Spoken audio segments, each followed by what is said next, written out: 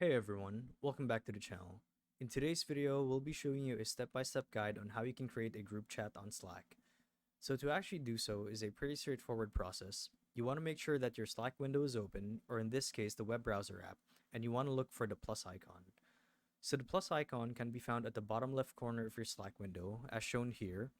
So we're going to click on that, and we're going to click on channel. Here, you'll get to give your new channel or group chat a name, but for the purpose of this video, let's pretend that this is a sales report channel. So once you've given it a name, you want to hit next, and here Slack will let you configure the privacy settings of the said channel. So you can set it to public, meaning to say anyone within the company can see the channel and chat in it, or you can set it to private, so only a select few can view the channel.